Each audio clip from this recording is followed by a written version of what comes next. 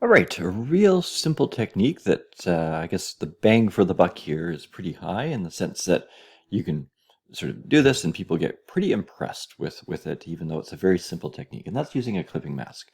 And so what we're going to do here is take an image, we've got roses, and then we've got some text, and we're going to basically put the text, the image in the text, and that's why it's called a clipping mask. So the image gets clipped inside the one on top.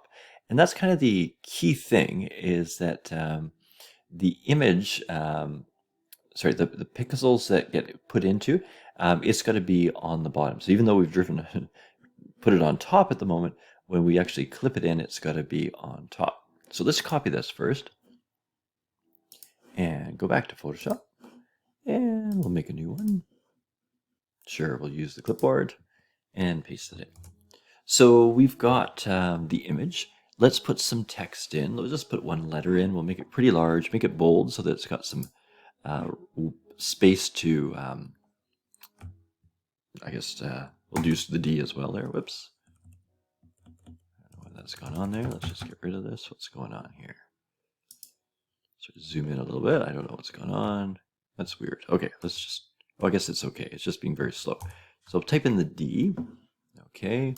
And then we'll just sort of make this bigger if we can. There we go. So I don't know why it's not, there we go. Being uncooperative. Let's zoom out a little bit now that it's bigger. And like I said, we just want to make sure that it's a decent size so that we can get some of the text in there. You might also consider if it's not, which I didn't check. Sorry, I hate when it does that there. Bolded. So it's just regular. Again, give it a bit more thickness there. Okay, so that should be decent. Okay, so what we want to do is, like I said, get the rows inside there. And the trick is we're going to use a clipping mask. And so what I have to do is actually put this on top. And then we're going to clip it into the text. And so what I do is I right click on this layer and it just says create clipping mask. And bang, it's in there. And really simple, okay? Like I said, it's kind of effective. Now what I can do is I can still, if I'm on this layer here, I can still move the roses or that image around. So if I need to sort of find, a better spot for it, I can, whatever you want. I want more roses or less roses or rose in a certain spot. You can kind of move it around. I can't find the perfect one. But maybe something like that, okay?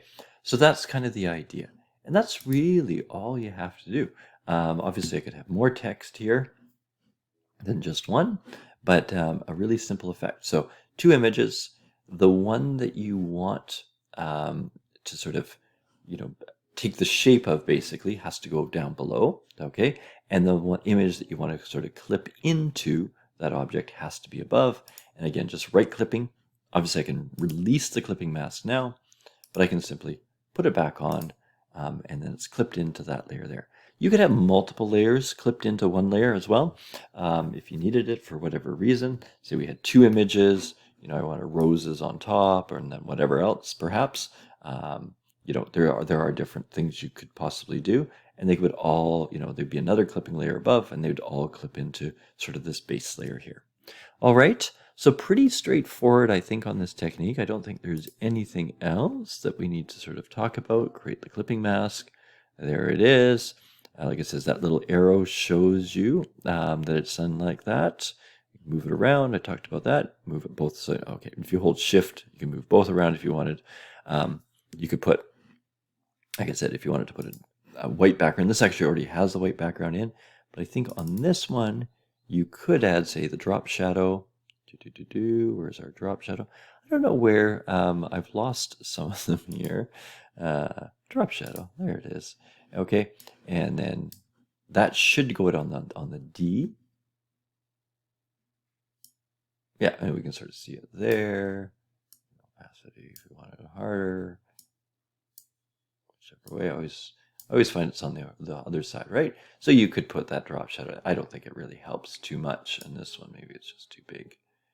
Maybe it's too dark. But that may be something more like that looks better. Okay, but that's, you could play around with that. It's kind of a neat one, especially for advertising or trying to make a card or something. Just a quick, easy technique that, like I said, gives you a lot more accolades for your Photoshop abilities, even though it's a really simple technique there.